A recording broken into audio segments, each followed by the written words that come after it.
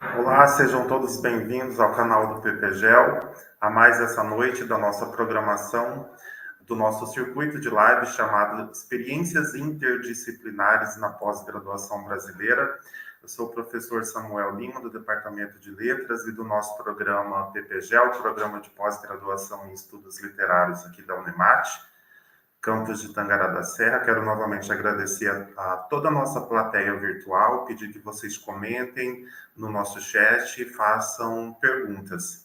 De início, é importante reafirmar que a nossa noite de hoje é intitulada O Processo de Construção da Pós-Graduação Interdisciplinar no Brasil.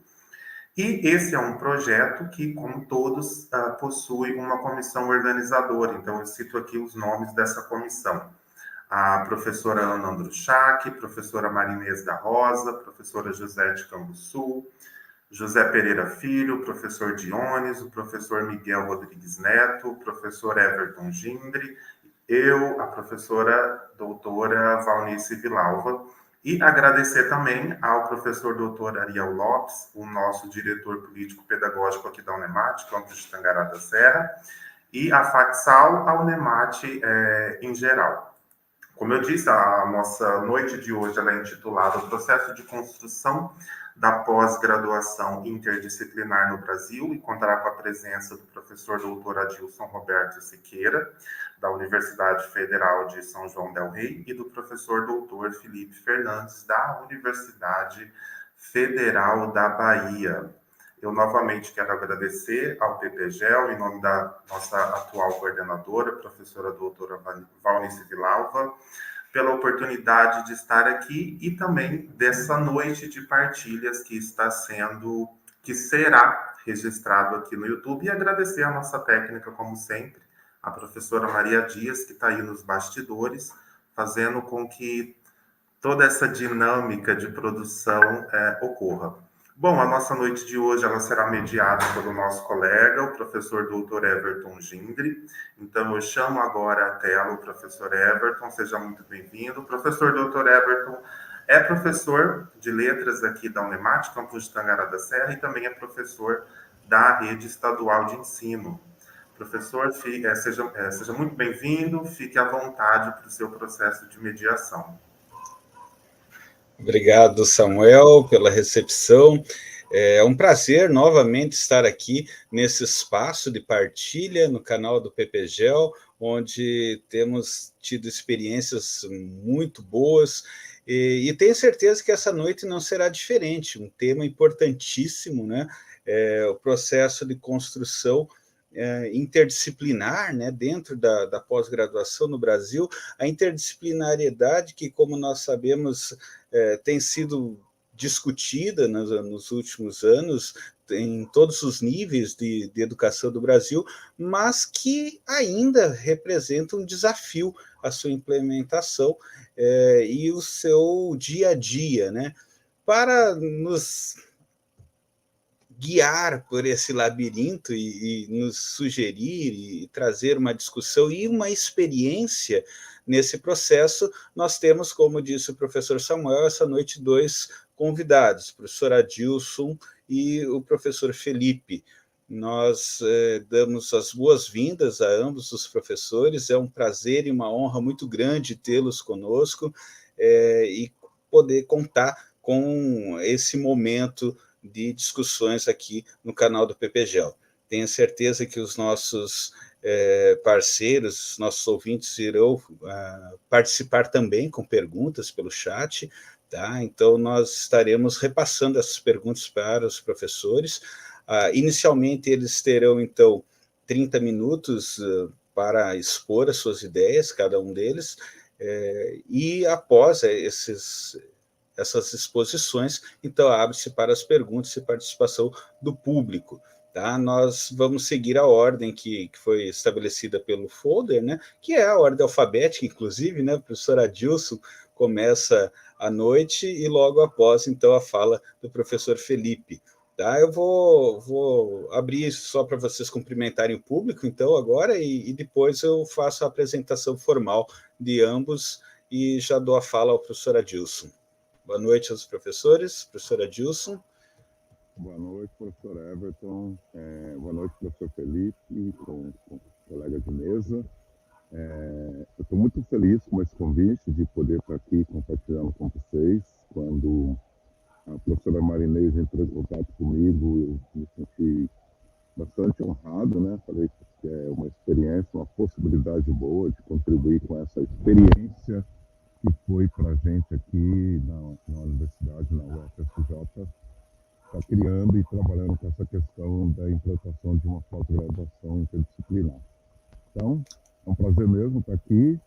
Felicito a todos os ouvintes, todo mundo que está assistindo e que virá assistir, né, porque pelo que vai ficar gravado, né? E, bom, é isso. Uma breve apresentação e daqui a pouco a gente volta. Que bom, tenho certeza que vai ser uma noite muito boa, professora Adilson. Professor Felipe, seja bem-vindo. Boa noite ao senhor. Boa noite a todas e a todos. Eu gostaria de agradecer a toda a equipe da Unemate. Para mim é uma honra compartilhar essa mesa, não é, com o professor Everton, com o professor Adilson, ter sido aberta pelo professor Samuel. Mandar um grande abraço para essa pessoa que eu admiro muito aí da Unemate, a professora Marinês da Rosa, né, que cursou o mesmo programa que eu, de pós-graduação. Eu tenho certeza que a gente vai trocar muito essa noite e ter muitas aprendizagens através das perguntas de todas e todos, escutando aí os professores e todo o debate. Até daqui a pouco, né, gente? Porque eu vou ter 30 minutos aí com vocês. Até mais, professor. Então, começamos a noite com o professor Adilson Roberto Siqueira, ele que possui graduação em artes cênicas, mestrado em artes corporais e doutorado em educação física, pedagogia do movimento, todos pela Universidade Estadual de Campinas. Realizou um pós-doutorado em pedagogia do movimento na Áustria e outro em performance social, engajada na Universidade Federal do Rio de Janeiro. Atualmente é conselheiro da APA e da Reserva da Vida Selvagem da Serra de São José, vinculado à Secretaria de Estado de Meio Ambiente e Desenvolvimento Sustentável. Professor associado da Universidade Federal de São João del Rei, onde atua no curso de teatro, no programa interdisciplinar de pós-graduação em artes, urbanidade e sustentabilidade, e no programa de pós-graduação em artes cênicas. É líder e pesquisador do grupo transdisciplinar de pesquisa em artes, cultura e sustentabilidade, pesquisador coordenador do Laboratório de Ecopoéticas e atua na área inter e transdisciplinar, dedicando-se principalmente aos seguintes temas: sustentabilidade e mudança climática, performance e decolonialidade, eu travo a língua aqui, deu um probleminha, jogo e arte, educação, ação comunitária e ativismo, negritude e racismo. Professor Adilson, como a gente falou logo no início, 30 minutos, o senhor fica absolutamente à vontade para partilhar conosco a sua experiência. Seja muito bem-vindo ao canal do PPGEL. Muito obrigado pelas apresentações todas. E eu tive aí numa conversa com a professora Marinês, né? A gente mais ou menos conversou sobre o que seria interessante de estar abordando aqui. E aí eu preparei uma fala bastante breve, né? Uma fala que eu vou utilizar alguns slides aqui apenas para me direcionar. Peço aí autorização para poder projetar os slides, por favor, Maria.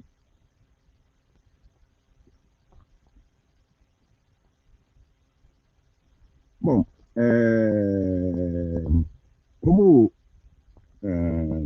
já foi dito, né, a minha praia de trabalho atualmente está com problema no volume. Eu vou mudar meu volume. Peço um minuto, por favor.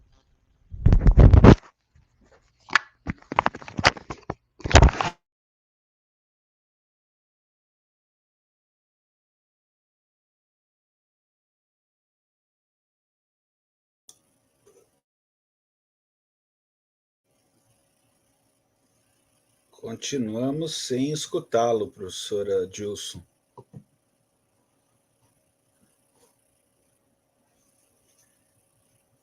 probleminhas técnicos, faz parte desse ambiente virtual, né? Com certeza, mas logo será resolvido, temos certeza.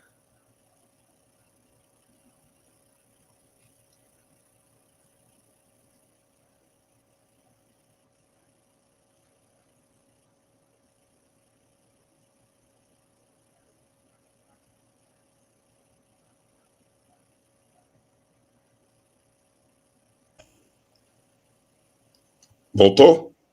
Agora sim ficou bom, professor. Ah, perfeito, então. Deu um problema aqui, mas parece que tá. Agora não vai ter mais problemas. Então, voltando, quando a gente conversou, ela me deu algumas sugestões, aí eu preparei esse guiazinho que eu estou projetando aí, né? Na verdade, para que eu não me perca demais, vou me perder só um pouquinho.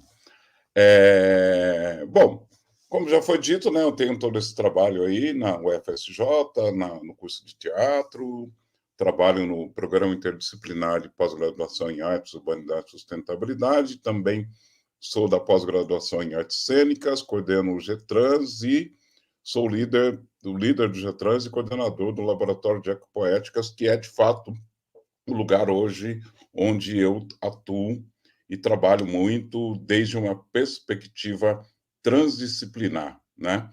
Tanto o grupo transdisciplinar quanto o Ecolab, eles são transdisciplinares, eles têm uma abordagem desde a sua criação com base na transdisciplinaridade. E então, o meu lugar de fala, que eu estou falando aqui, apesar de estar falando dessa questão toda da interdisciplinaridade, eu vou tentar me ater a ela, mas o meu lugar de fala, ele é de uma pessoa que leva já muitos anos de pesquisa e de investigações no campo transdisciplinar, né? Eu trabalho com esse olhar transdisciplinar. E outro lugar que eu estou falando sempre é uma perspectiva, uma afroperspectividade desse campo transdisciplinar, né? Então, acho que a coisa mais importante que eu gostaria de deixar claro é isso, né? De onde eu estou falando. O meu olhar é sempre a partir desse olhar transdisciplinar e de uma afroperspectividade, né? E começo, então, dizendo que o programa de pós-graduação que eu fui uma das pessoas que propôs aqui na universidade, ele é fruto do grupo que eu criei, que é esse grupo transdisciplinar de pesquisa em artes, culturas e sustentabilidade. Esse grupo, quando eu cheguei na universidade, ele já foi criado com o objetivo de fazer núcleos e criar cursos. E o programa interdisciplinar de pós-graduação, ele é fruto desse grupo. E aí é importante eu colocar, neste momento, que originalmente a gente pensava em fazer uma proposta de um curso transdisciplinar. E já vou dizer um pouco por quê. Infelizmente, a gente esbarra, e até hoje continuamos esbarrando, depois de anos que eu participei de reuniões na CAPES, etc. e tal, de que a transdisciplinaridade não existe na CAPES. Ainda não chegou essa possibilidade na CAPES. Eu acho isso uma coisa muito louca, mas é verdade. A área em que a gente pode propor alguma coisa no campo inter ou transdisciplinar é na área multidisciplinar, né? E aí, na área multidisciplinar, o máximo que eles conseguem ter na CAPES é o interdisciplinar, né? Eu estou colocando aí para vocês verem, espero que esteja visível para todo mundo, um pouco como que é, assim, uma síntese muito rápida, né, dessas ideias entre disciplinaridade, né, essa coisa de como você olha a realidade a partir de uma base de conhecimento que está dentro de uma disciplina, depois como que isso se dá a partir de uma perspectiva multidisciplinar, ou seja, você começa a observar a realidade a partir de disciplinas com áreas de conhecimento isolados. Por exemplo, isso aqui acontece muito quando a gente chega, começa a estudar, vai para o ensino médio, e aquela historinha lá que tinha um professor que a gente tinha lá no início, acaba tendo 4, 5, depois mais professores. Quando a gente chega na universidade, tem um monte, que monta aquela famosa grade horária, né?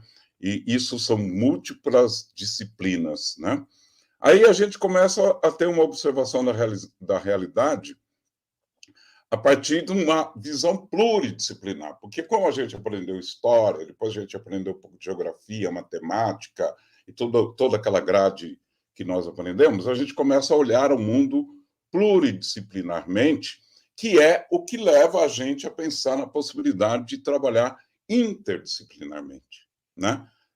Quando a gente, então, resolve entender que nas diversas disciplinas que a gente aprendeu a olhar o mundo, a conhecer, né? Nessas diversas disciplinas, a gente começa a perceber que é possível andar junto com as outras pessoas usando uma certa transferência de conhecimento entre essas disciplinas, né? E aí é a praia onde a CAPES se encontra e onde a pós-graduação interdisciplinar do Brasil se encontra, nessa ideia da transferência de conhecimento de uma disciplina para outra.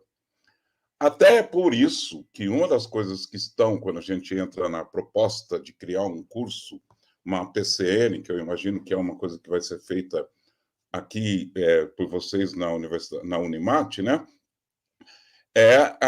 Uma das exigências que tem na EPCN é que as disciplinas que vão acontecer dentro de uma pós-graduação interdisciplinar, ela seja feita por professores de áreas diferentes. Então, por exemplo, um professor da área da psicologia com um professor da área da zootecnia, por exemplo, né? Só que isso ainda não é a minha praia, né? A minha praia sempre foi essa coisa mais transdisciplinar, né? Que é uma observação do real, da realidade, na intersecção entre as disciplinas. O que tem entre, por exemplo, no que eu acabei de falar, entre a zootecnia e a psicologia? O que tem na intersecção delas?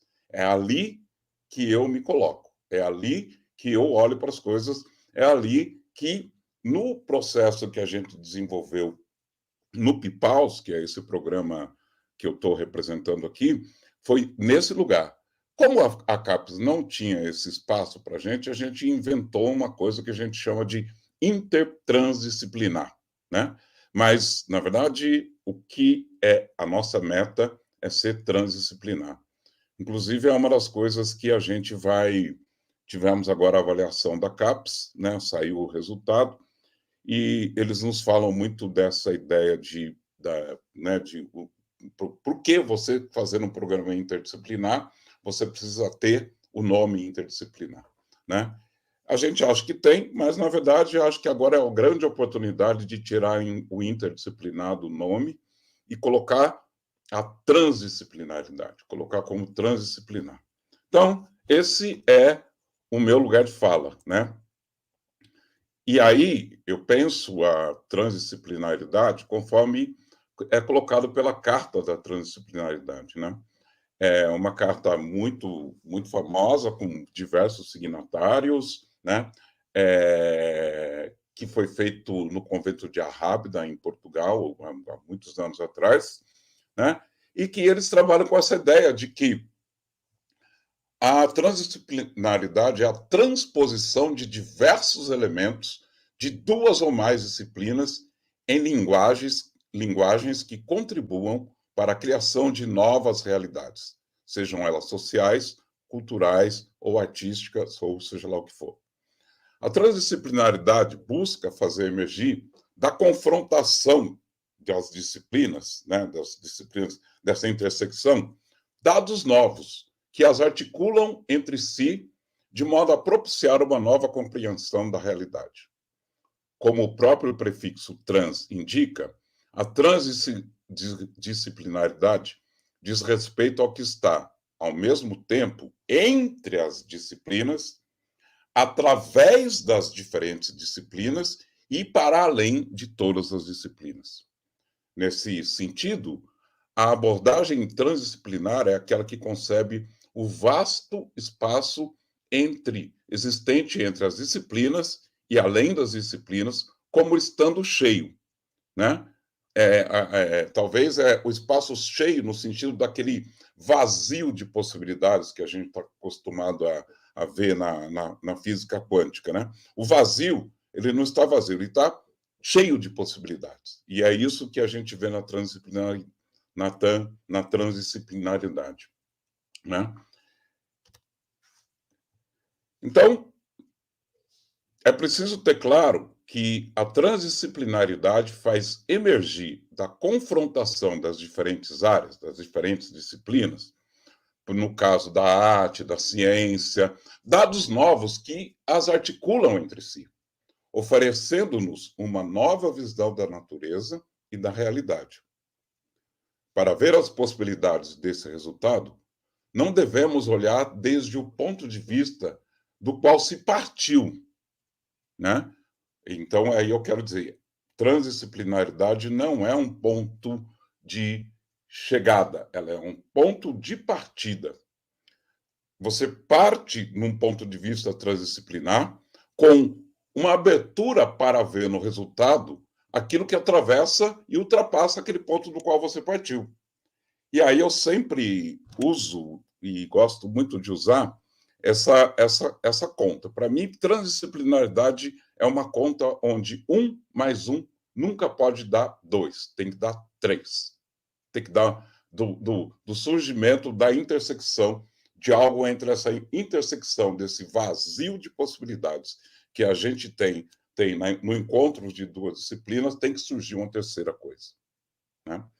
Então, este é o lugar de fala, mas eu vou focar aqui, porque meu objetivo não está aqui para falar sobre a questão transdisciplinar, eu vim aqui para falar da interdisciplinaridade, que serão meus próximos slides, e aí, a partir dessa ideia do meu olhar transdisciplinar, pensando a interdisciplinaridade, eu vou trazer alguns elementos que, na minha experiência, no meu modo de ver, só meu modo de ver, só minha experiência, não quer dizer nenhuma fórmula para nada, nem para ninguém, é um caminho interessante para se pensar a questão da criação de uma pós-graduação interdisciplinar.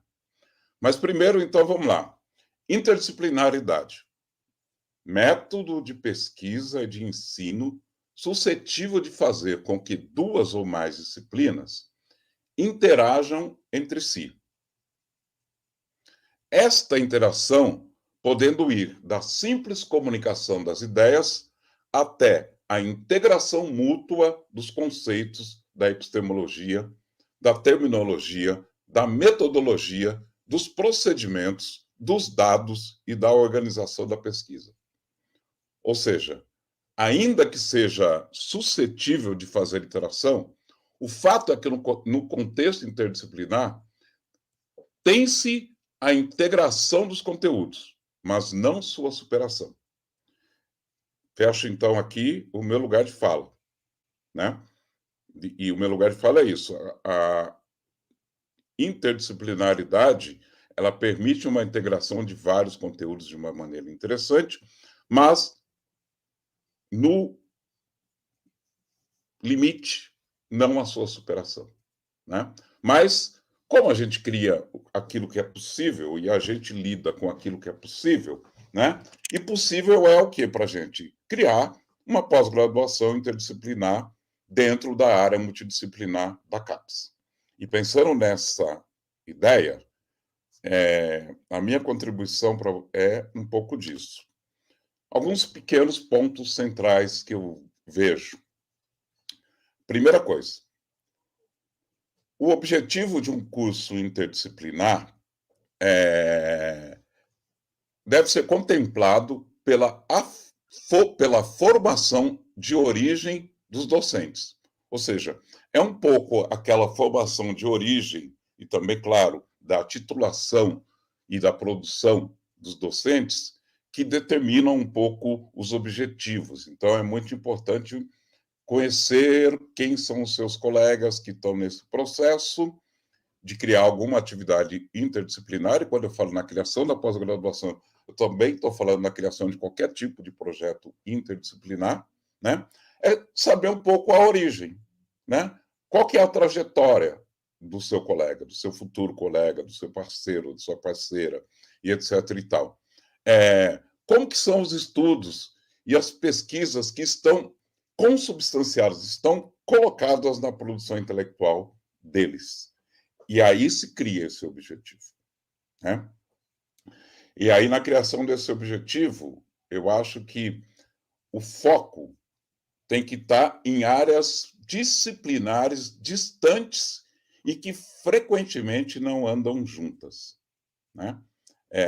Até porque no própria chamada da PC na área interdisciplinar, você tem que trabalhar com essa ideia de que se tiver muita gente do programa de áreas que andam juntos, então, muita gente da área de humanas, por exemplo, não é um programa interdisciplinar, né? Outro ponto que a gente tem que considerar é que acima de 60% do corpo docente permanente, né, de quem vai ser os caras que vão, as minas que vão segurar o rojão, eles precisam ter formação ou titulação em grandes áreas diferentes. Mais do que 60%. Porque se for até 60%, você continua dentro de uma área disciplinada, uma pós-graduação normal. Outra coisa que eu acho que é importante se considerar é o perfil desses docentes, né? Principalmente do perfil do docente permanente. Ele tem que ser compatível com a proposta. Então, é por isso que lá no objetivo a gente já pensa nessa compatibilidade no sentido da formação, né? A compatibilidade dele com a proposta se dá com aquelas atividades que ele faz que são articuladas, aderentes e compatíveis com as áreas de concentração, no caso de o programa ter mais de uma, e com as linhas de pesquisa, também no caso do programa ter mais de uma. Dos projetos dos demais colegas, ou seja, como é que eles são compatíveis, como é que esses projetos conversam, né? E com a própria estrutura curricular. Né? Tem que se pensar uma estrutura curricular que crie essa compatibilidade, essa articulação e essa conversa, né? Indo para a questão da articulação, é muito importante que seja a articulação de processos e procedimentos previstos no planejamento estratégico do programa e compatíveis com o planejamento estratégico da instituição. Isso é muito importante. Às vezes a gente vê acontecer muito, e sobretudo eu já vi isso acontecendo em universidades que são um pouco similares ao que acontece com vocês na Unimat, que tem campos espalhados, diversos campi, né, espalhados em vários lugares. E aí, às vezes, a gente vive tanto aquele campus onde a gente vive, que a gente esquece um pouco que tem um projeto estratégico da universidade, né, que muitas vezes, dentro do nosso dia a dia, na nossa rotina ali no campi, a gente acaba esquecendo, né, e aí acaba fazendo um projeto, uma proposta que diz um tanto quanto descolada do planejamento estratégico do programa com o planejamento estratégico da instituição. Outro ponto que é fundamental dentro dessas coisas todas que eu já falei, né, do que determina, o que caracteriza, né, os objetivos, o perfil dos professores, é a questão da produtividade, né? Há que ter uma produção docente qualificada, contínua e bem distribuída entre os docentes permanentes. O que significa isso? Significa que num universo de 10, 12 professores, por exemplo, não adianta você ter 2, 3, 4 que têm uma produtividade muito boa, né? Aqueles que têm várias produções A1, A2, né? E etc. e tal. E o restante, todos os outros 8, 9, tem uma produção razoável, né? Aí é legal, lógico, esses 3, 4 puxam o programa para cima, mas numa avaliação geral, se não tiver uma boa distribuição e contínua, o programa perde e toda a pesquisa interdisciplinar se perde. Né? Outra coisa que a gente deve sempre pensar quando se interessa por uma abordagem interdisciplinar do conhecimento, né, do modo de conhecer e de produzir conhecimento sobre o conhecimento do mundo, é a inserção social. Né? É muito importante ter uma abrangência, um contexto que sempre leve e tenha como relevância a inserção local, ou seja, a inserção daquele programa, daquele projeto de pesquisa, etc. e tal, no local próximo de onde ele está, né? Na região onde ele está, no estado, e assim vai até do ponto de vista internacional. Por isso que eu gosto de chamar isso de uma inserção glocal, né? Global ao mesmo tempo que local, né?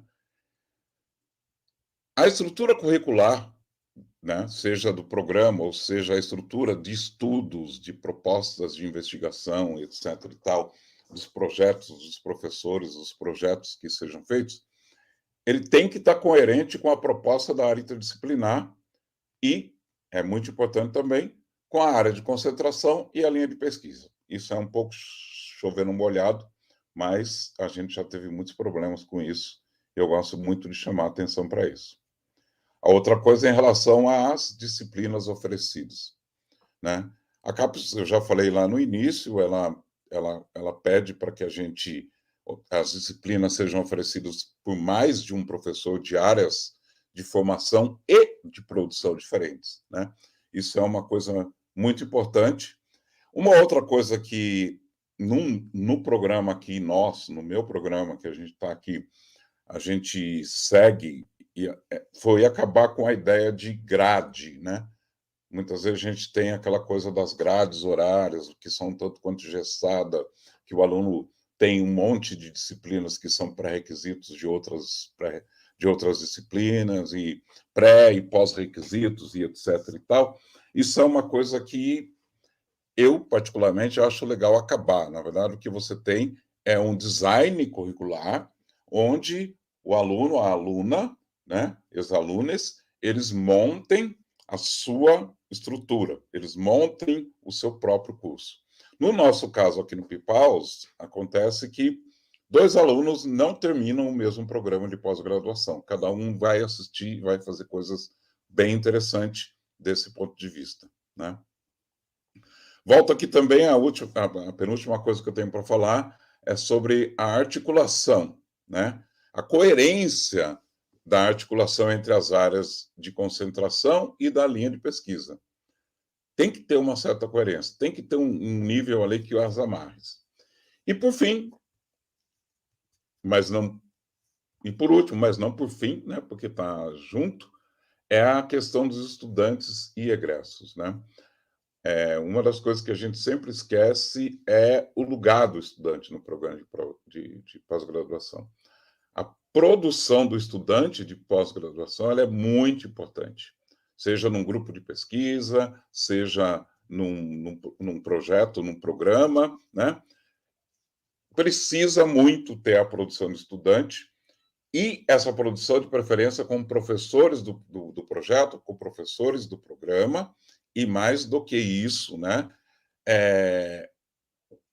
que esteja sendo uma pesquisa atualizada no que está sendo fazendo, no que está se mostrando as coisas. A gente tem muito o hábito, na pós-graduação, a gente ainda vem de uma certa formação antiga, de pesquisar e publicar o resumo da nossa pesquisa, né? Aquele resumo que a gente passa anos pesquisando, né? Isso é muito legal, mas a minha dica é: pesquisou uma coisa, publica amanhã. Começou a pesquisar hoje, publica na semana que vem. Publica o começo, publica o meio, publica o fim, publica os erros, os não erros e etc. e tal. Porque isso é legal na produtividade e é legal uma forma de aprendizado, né? E, por fim, né, os egressos. É muito importante os programas, a gente manter o contato com os egressos. É uma coisa que acontece muito, sobretudo na graduação, a gente forma os alunos, e na graduação é natural, porque eles vão seguir por aí. Mas na pós, o legal é a gente estar sabendo o que os egressos que passaram por nós estão produzindo, e a gente, inclusive, está fazendo encontros periódicos e etc. e tal. Como eu disse no início, né, tinha algumas pontuações, né, de ideias. Foi bastante coisa que eu falei aqui. Estou aberto às perguntas daqui a pouco, quando for o momento, né? Mas eu encerro a minha participação aqui e agradeço muito a oportunidade. É nós que agradecemos, professor Adilson, pela generosidade da sua fala. Tenho certeza que os nossos ouvintes aproveitaram muito, e agora seguimos com o professor Felipe Martins.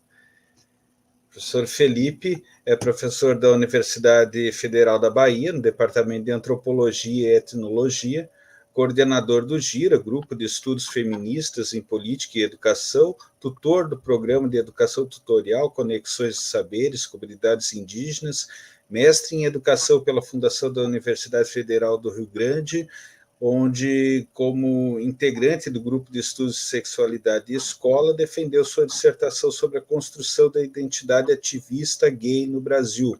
Doutor em Ciências Humanas, na área de Estudos de Gênero, pela Universidade Federal de Santa Catarina, com estágio doutoral na Universidade da Cidade de Nova York, e integrante do Núcleo de Identidades de Gênero e Subjetividades. Defendeu sua tese sobre as políticas educacionais implementadas nas duas gestões do governo Lula, através do Programa Federal Brasil Sem Homofobia.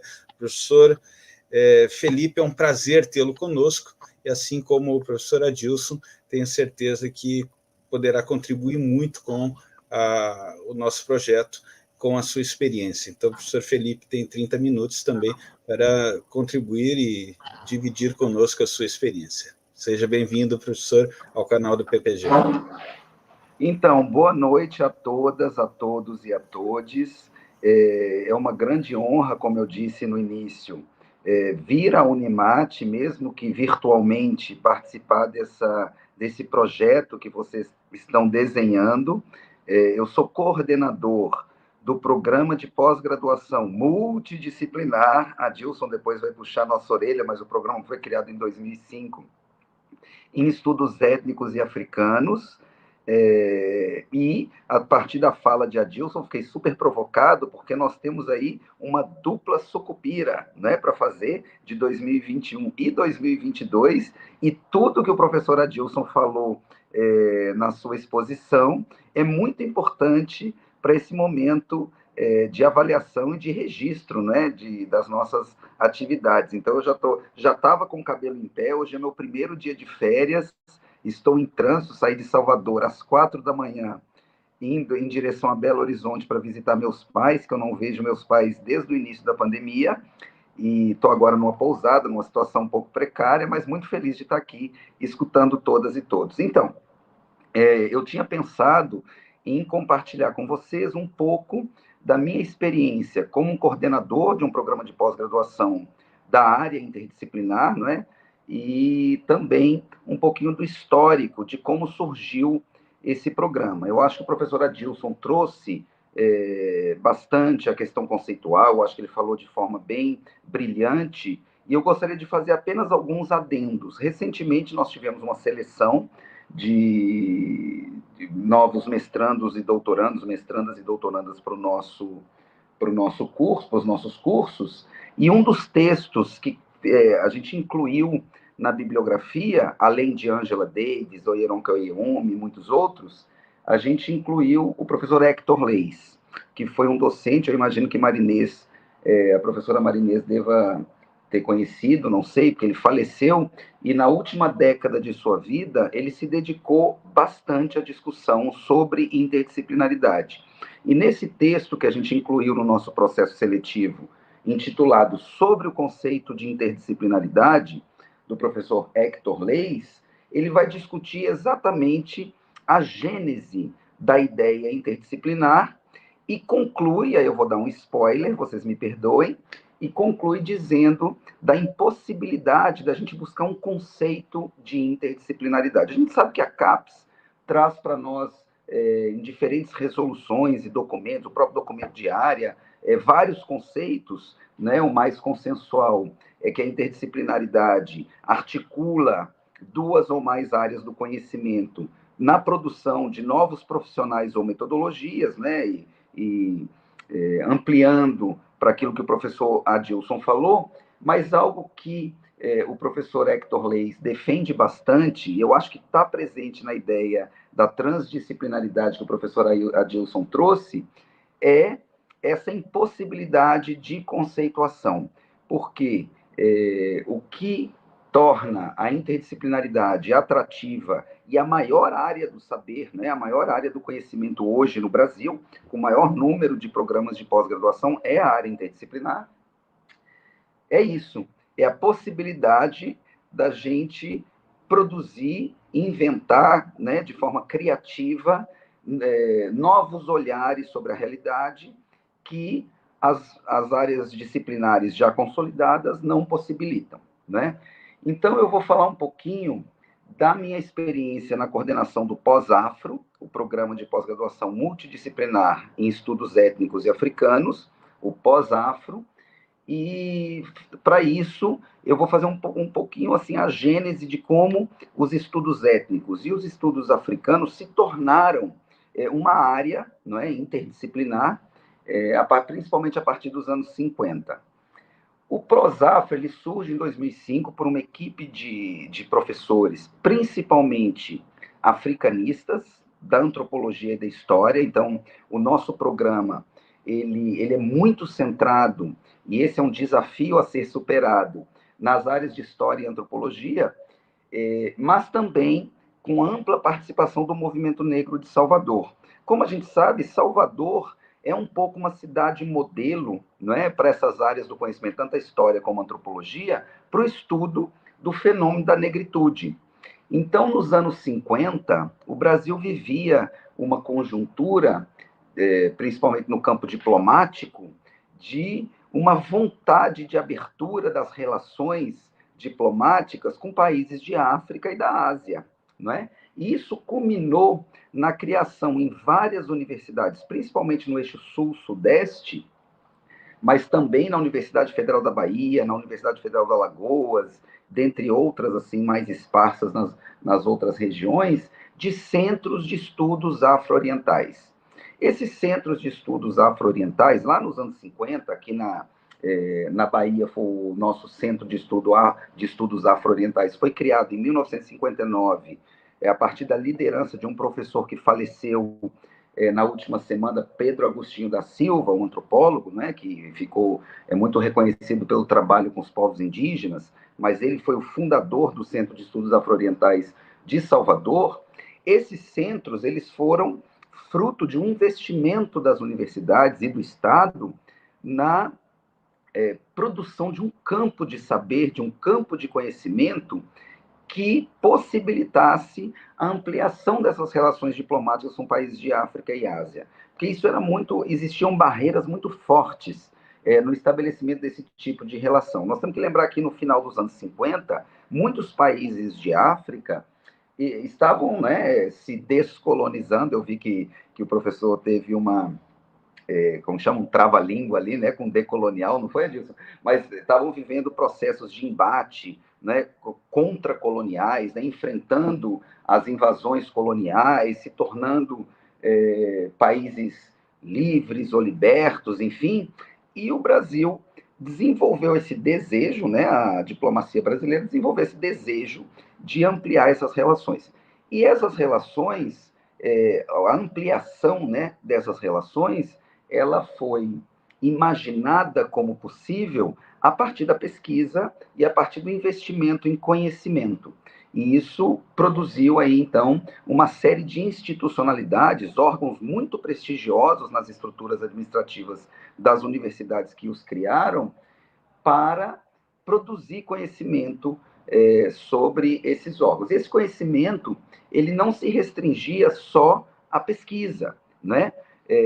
O aprendizado de línguas, geralmente, se uma pessoa quisesse aprender uma língua como o Yorubá, o próprio japonês, o chinês, essa oferta do aprendizado dessas línguas nos anos 60, 70, era muito rara, até hoje, não é?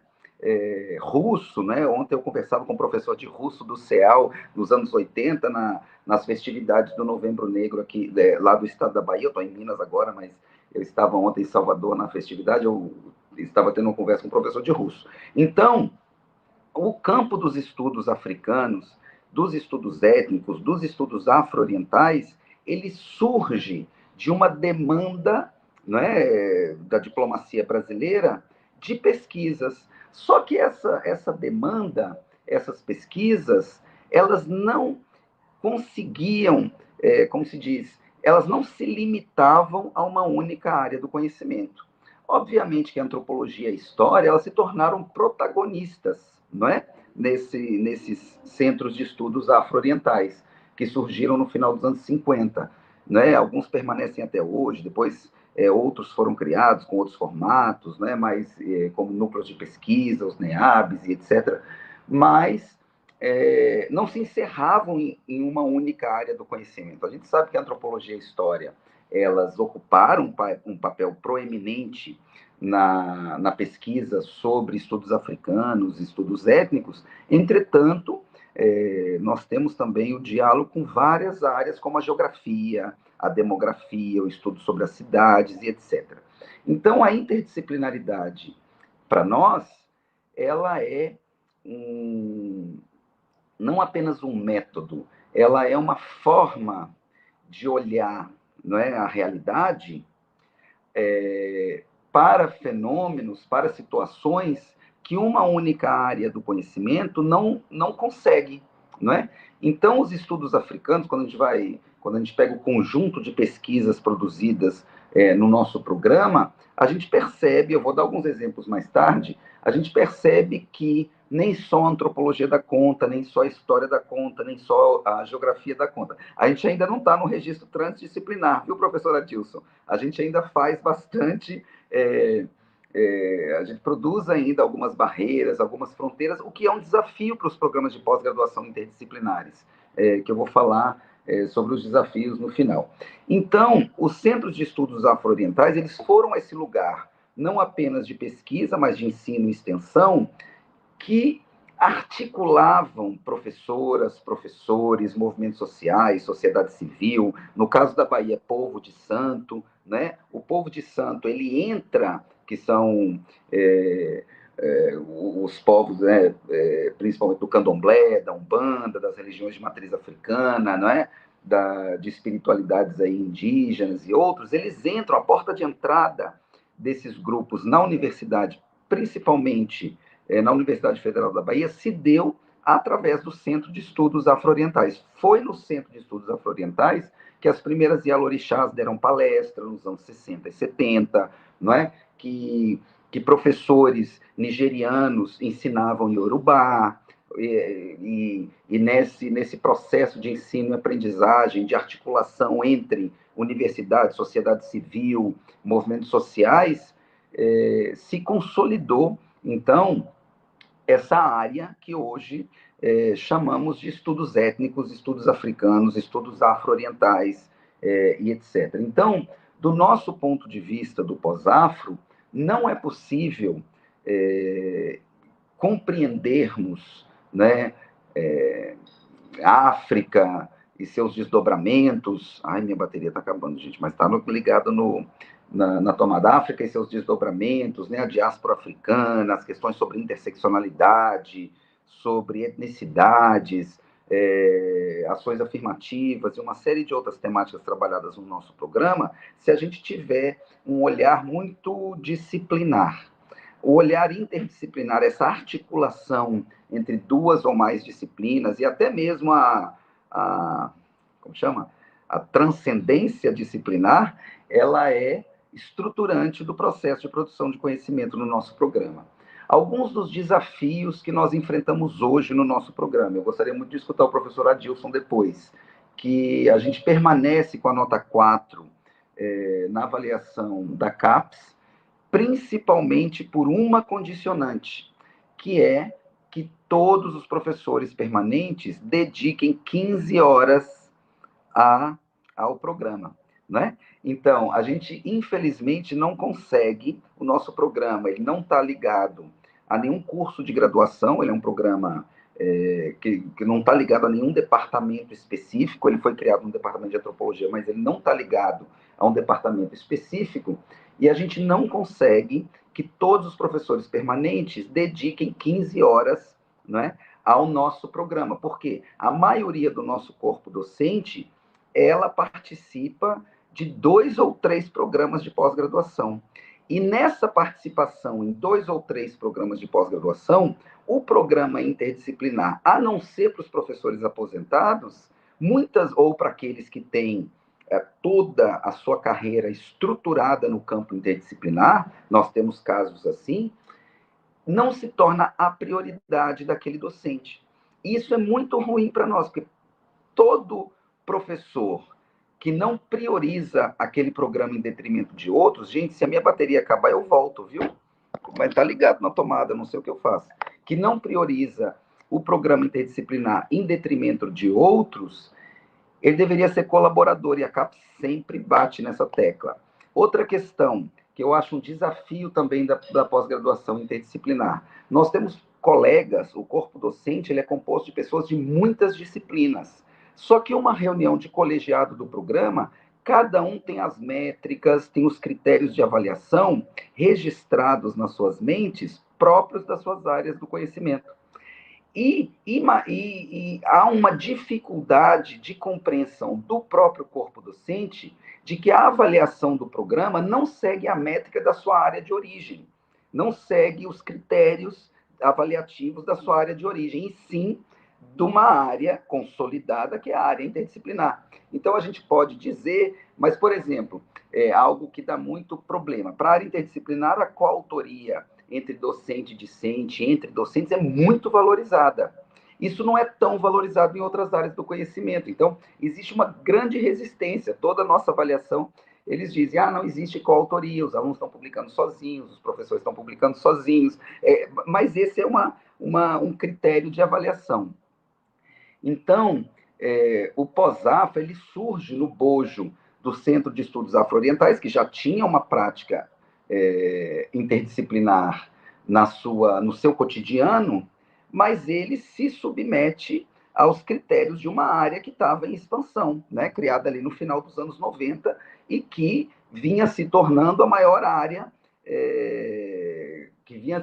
não tinha se tornado ainda, se eu não me engano, em 2005, a maior área, né, com o maior número de programas de pós-graduação do Brasil.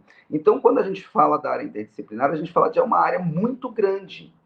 Só que essa área é muito grande, mas a associação dessa área, a associação que é a ANINTER, ela é muito menos valorizada e menos prestigiada pelos docentes e discentes dos programas interdisciplinares em sociais e humanidades do que o são um congresso das áreas disciplinares, por exemplo, a ANPU de História, a ANPOX de Ciências Sociais, dentre várias outras. Então, a nossa área interdisciplinar é a maior, né? Nós formamos multidões de mestres e doutores Brasil afora, mas a nossa área é pouco valorizada. A nossa área não, o nosso congresso ele é pouco valorizado, a nossa associação ela é pouco valorizada, porque os próprios estudantes dos programas interdisciplinares, eles priorizam as suas áreas de origem. Então, chega, por exemplo, a época da Ampox, da Ampu, né,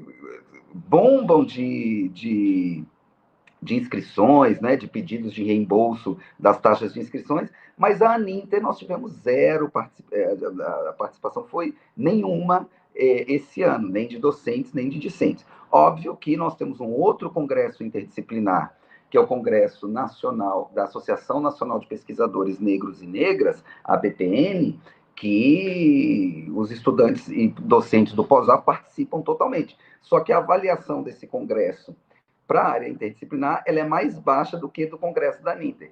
Então, dentre os desafios, eu acho que o principal é que o corpo docente tenha bem claro na sua mente quem são os permanentes, os colaboradores, e que os permanentes têm que priorizar o programa. E priorizar o programa não é ter amor, não é organizar uma palestra, não é organizar um evento, isso também, mas é dedicar carga horária. A produção ela tem que seguir as regras da área para que o programa seja bem avaliado, e uma série de outras questões. Então, assim, o que eu poderia dizer como um coordenador de um programa de multidisciplinar, né, da área interdisciplinar em sociais e humanidades, é que os grandes desafios que a gente enfrenta é a compreensão, tanto do corpo docente e discente, de que nós temos uma área, e que essa área tem regras, essa área tem critérios, e que esses critérios e essas regras diferem das áreas de origem desses docentes. E, então, quem está em 2 programas de pós vai responder a 2 regras diferentes, e muitas vezes incompatíveis, por exemplo, em relação à produção. O que pode ser bem valorizado em uma área não é muito valorizado na outra, né? Por exemplo, a área interdisciplinar valoriza bastante a extensão, a inserção social, como disse o professor Adilson. Outras áreas do conhecimento acusam os professores que trabalham bastante com extensão de meros extensionistas, como se não fizessem pesquisa. Então, conhecer bem os documentos de área, conhecer bem a dinâmica, não é, das áreas é muito importante. A área interdisciplinar, algo que eu gosto bastante nela, é esse caráter colaborativo. Colaborativo não só no trabalho coletivo, mas também no confrontamento de ideias, confrontamento de textos, confrontamento de posições. Então, eu acho que a área interdisciplinar nos abre grandes possibilidades para a gente pensar. Não existem alguns problemas sociais a serem enfrentados que uma área do conhecimento não vai dar conta. Por exemplo, a crise ambiental, por exemplo, a educação escolar indígena, por exemplo, o racismo no Brasil, a homofobia, todas as matrizes de opressão que a gente for pensar, a desigualdade social, as políticas públicas. Uma área do conhecimento não é capaz de enfrentar algumas dimensões, né? Nós vamos precisar aí, às vezes, articular a antropologia, que é uma disciplina totalmente empírica, com a estatística, com a demografia. Se a gente for fazer um estudo das cidades, nós estamos agora com o professor visitante, o Rafael Sanzio, que fez a cartografia quilombola no Brasil, né, que tem trabalhado bastante em articulação com o professor da arquitetura, com professores da antropologia, da história, enfim.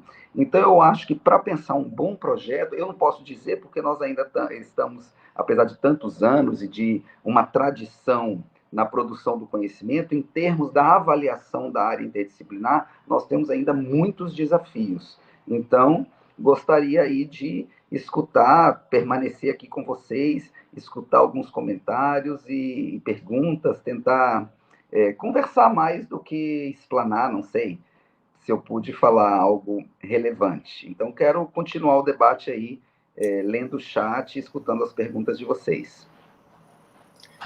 Maravilha, professor Felipe, muito obrigado.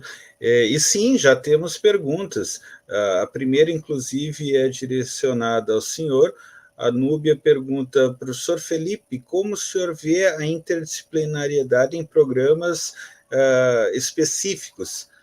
E ela diz, vejo estudantes que sentem dificuldade no ingresso em programas de pós-graduação de língua ou literatura com projetos sob essa égide dos estudos culturais.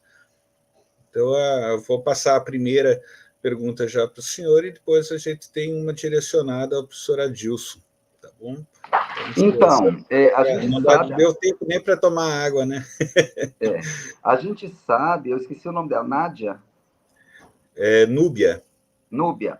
Ô, Núbia, a gente sabe que as áreas disciplinares, elas tendem a um engessamento muito forte, não é? Se a gente pega, por exemplo, vou dar um exemplo para você. Eu tenho trabalhado com os estudantes indígenas da Universidade Federal da Bahia, não é? A Bahia, como a gente sabe, foi o marco do primeiro contato entre os nativos e os invasores, né? Aconteceu no extremo sul da Bahia. E os primeiros estudantes indígenas a adentrarem a universidade foi em 2005, né? Vários deles vêm para a UFBA interessados e interessadas nas suas línguas, na recuperação das suas línguas. Né? Nós tivemos agora uma questão do Enem aí sobre a língua Pachorrã, né? E o Fogo de 51, né? Que são marcos lá do povo Pataxó. Então, fiquei muito feliz de saber que 3,5 milhões de pessoas debateram uma língua indígena tão importante que é o Pachorrã, né? no Enem.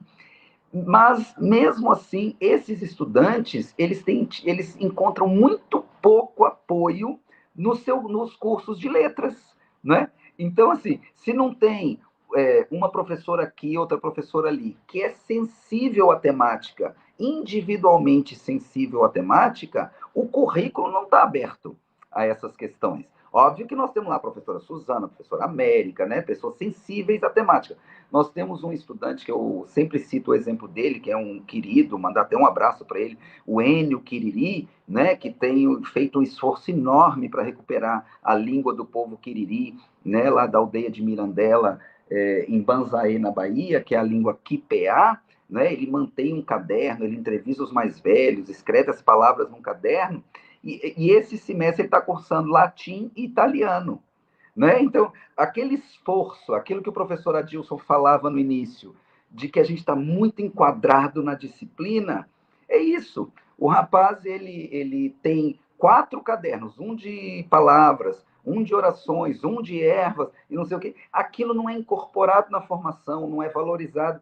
Aí ele tem que ir lá estudar latim e italiano. Nada contra, eu acho que nós temos que aprender línguas, né? Eu mesmo gosto de estudar línguas, eu acho muito importante. Eu não falo, né? Muitas vezes as pessoas às vezes me vêm falando em inglês com aluno, ou, né, e dizem assim, professor, você está usando a língua imperial. Eu falo assim, olha, em inglês eu converso com muita gente na África, né? Em francês eu converso com muita gente na África, e quer uma língua mais colonial do que o português? Né? Às vezes as pessoas em português dizem, você está usando a língua colonial, a língua imperialista. Eu falo assim, em português não é? Não é? Então, Núbia, para te responder que isso é muito comum, não é? As disciplinas são engessadas. Eu acho que o professor Adilson tem até mais a contribuir com esse debate do que eu. E se o professor Adilson quiser contribuir e também responder a pergunta feita pelo Heitor, o Heitor pergunta, professor Adilson, é possível a interdisciplinariedade já sendo exercida por professores e seus alunos desde a graduação? Sim. Respondo sim. Heitor, sim, já temos muitos casos, entendeu? Os primeiros casos aqui no Brasil começam praticamente em 2005, mas já tinha algumas coisas antes, né? Nesse momento eu tenho conhecimento de algumas universidades que já oferecem cursos de graduação, em especial bacharelado, mas tem algumas também em licenciatura, na área interdisciplinar, ou seja, desde o começo, né? Um deles é a UFBA, né?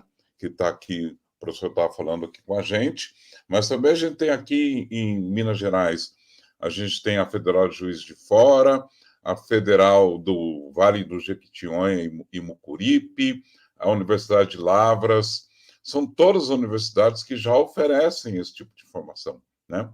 E que, graças ao quê? Graças na verdade, eu acho que graças ao Anísio Teixeira, sabe? Lá atrás, o Anísio Teixeira, quando ele vai trabalhar na fundação da Universidade de Brasília, ele já traz um pouco das ideias que tinha, né? Que depois a gente vai ver mais para frente na Europa aquele modelo de Bolonha, né? Das universidades de Bolonha, eles acabam criando essa possibilidade, né? E a partir daí boa parte da Europa acaba utilizando essa abordagem, né? Tanto que é muito comum quando a gente se encontra com estudantes de graduação com formação europeia de lugares com base nesse processo de Bolonha, em que é muito difícil, às vezes, ele falar no que exatamente ele está formando, sabe? Não é uma coisa muito clara, como para a gente aqui, o cara está estudando engenharia elétrica ou psicologia, etc. e tal. Aí você vê que ele está fazendo uma mistura de estudos de várias áreas, quase sempre já termina com um mestrado, né? Então, sim, é possível. É possível, já temos isso aqui no Brasil. A Federal do ABC de São Paulo é uma das protagonistas nesse caminho, mas, assim, já temos, no mínimo, umas 10 universidades que eu consigo me lembrar aqui agora, que já estão nessa área, o Heitor, tá bom?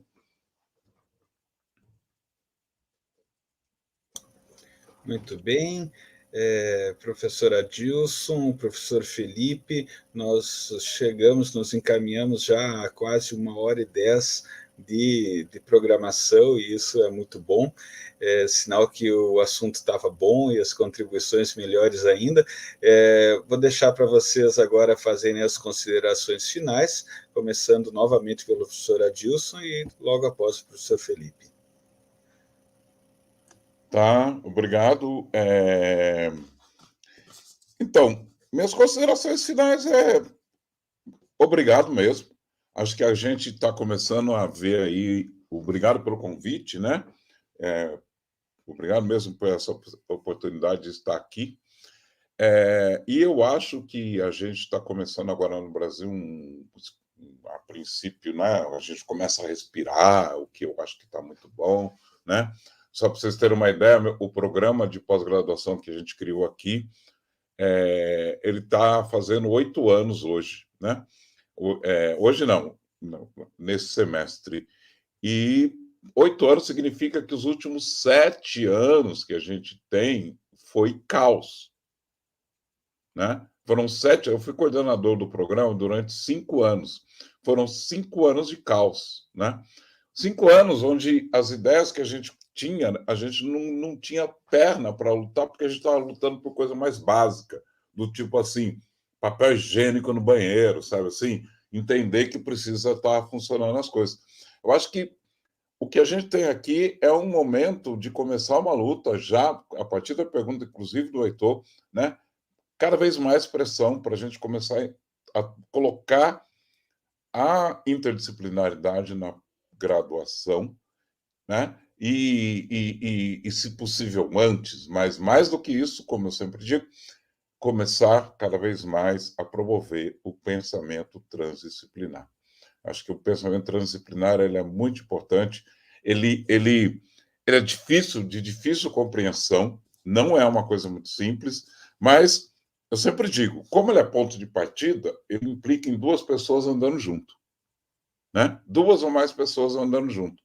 Eu acho que o caminho agora é a gente começar a andar junto para ir mudando, né? Novos tempos aí pela frente, esperamos que tenha aí, nós temos muita gente chegando, os programas de pós-graduação Brasil afora estão formando muita gente na área interdisciplinar, e eu costumo dizer que a interdisciplinaridade não é um caminho para a transdisciplinaridade, mas ela já é um grande passo adiante, né? Então é isso.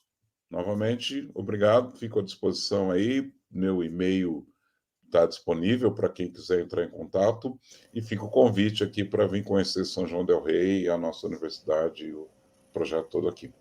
Muito obrigado, Everton. Valeu, Felipe, muito bom estar aqui contigo. Eu conheço muito São João del Rei, professor, já passei muitos carnavais aí. Só não posso contar as histórias, porque senão eu vou sair envergonhado. São João e Tiradentes, o que eu já fiz aí. Tiradentes. nessas ruas não é publicável. Então, gente, eu acho que, como mensagem final, a gente que coordena programas interdisciplinares, não sei se é o caso do Adilson, a gente enfrenta muita angústia dos estudantes. Eu vou ter um campo de trabalho, eu vou ter onde atuar, eu vou ter o que fazer. Nós temos que lembrar que a área interdisciplinar enfrenta problemas centrais da nossa sociedade, né? A área interdisciplinar, ela é uma arma, né, de luta e de enfrentamento. Nós estamos enfrentando problemas centrais com as pesquisas que a gente produz nos programas interdisciplinares. E quem produz uma boa arma, quem produz uma boa pesquisa, e boa pesquisa, não estou dizendo grande, que fique famosa, não estou usando aí a matriz neoliberal para dizer o que é bom, o que não é. Bom para mim é aquilo que produz uma provocação, não é? Que produz um debate, que desloca o pensamento para cá ou para lá. Se tiver todo mundo caminhando para um lado de cá, que traga que puxa o tapete, entende? Sempre vai ter um lugar na ciência. Óbvio que a nossa ciência está muito desvalorizada, mas nós temos aí um suspiro de esperança, não é? Que eu acho que não vai ser fácil esse próximo governo. A gente está depositando muita esperança, e eu aprendi com os meus relacionamentos amorosos que tudo aquilo que a gente bota muita expectativa, a gente quebra a cara, né? E eu acho que vai ser melhor, eu acho que vai ser muito bom, não é? A gente ter tirado esse fascista horrendo da presidência da República, mas eu acho que cada uma de nós, produzindo conhecimento relevante, com engajamento social, né, entendendo que quando a gente está numa universidade pública, estadual ou federal, é a nossa sociedade, a gente tem um compromisso com a sociedade, a gente tem que defender nossas dissertações e teses, a gente tem que ter um compromisso, não é, com o conhecimento que está sendo produzido. Eu acho que isso vai ser muito bom. E esse compromisso, eu acho que a gente tem que estender ele também. Nós temos aí, com a abertura dos muros das universidades para outros grupos, né, com as leis, com a lei de cotas, que comemorou 10 anos esse ano, não é? Com a entrada de estudantes deficientes, trans, quilombola, indígenas, nós temos que aprender a fazer aquilo que o professor Everton leu, né, a conexão de saberes, não é? Esses sujeitos e sujeitas não vêm para a universidade só para aprender. É muito comum, eu imagino que no Mato Grosso seja também, quando a gente se defronta com uma pessoa de uma comunidade quilombola ou um indígena, é muito comum a pessoa não indígena tentar ensinar alguma coisa e se sentir compelido a ensinar, né? Mas eu acho que nós temos que trabalhar bastante a nossa escuta, porque a gente tem muito o que aprender com os povos indígenas. Estou muito feliz com o Ministério dos Povos Originários, né, que Lula vai lançar, e eu acho que a universidade tem que aprender, não é, com os mais velhos, aprender aí com a ideia da ancestralidade, ou como diz Oyeronke Oyeume, da senioridade. A gente tem que aprender a escutar os mais velhos, né? Eu acho que a universidade está muito conflituosa, está muito desrespeitosa, principalmente com os mais velhos, e vamos reconstruir o nosso país, gente, ó. Axé. Maravilha, eu acho que foi um momento muito proveitoso a todos que acompanharam essas discussões. Eu, particularmente, quero agradecer ao convite por mediar esse debate e passar agora a palavra ao professor Samuel, que deve fazer, então, o encerramento desse momento. Professor Samuel. Obrigado, professor Everton, pela mediação brilhante, por esse bate-papo gostoso que foi proposto aqui para todo o Brasil, né? Na verdade, até além, pelo canal do YouTube aqui no PPGEL, discussões muito valorosas sobre essa questão da interdisciplinariedade na pós-graduação brasileira e também na graduação. É um debate sempre muito importante, muito caro à nossa área. Eu quero aqui agora, nesses momentos finais, reforçar que a nossa plateia, os que fizeram a inscrição, assinem a lista de presença que está fixada, que foi fixada no chat. Quero agradecer novamente a professora Valnice Vilalva, coordenadora do PPGEL, o nosso departamento de letras, a Faxal, a Unemat, novamente, toda a comissão, né, que está envolvida nesse projeto, que está bem ativa ali nos comentários. Agradecer novamente a Maria Dias e aos nossos convidados ilustres, o professor Adilson e o professor Felipe. Sintam-se convidados a vir aqui presencialmente também. Eu encerro agora a nossa noite, que foi intitulada Processo de Construção na Pós-Graduação Interdisciplinar no Brasil, e encontro vocês numa próxima. Um grande abraço. Tchau, tchau.